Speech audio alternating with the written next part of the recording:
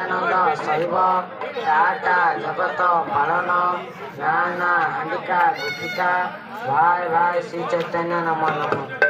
आदि प्रणमित गुरुत मृदंग सचिसुत पंडित पूर्व दिवंग सचिदानंदन विग्रह मूर्ति प्रणाम प्रणाम मृदंग वदति।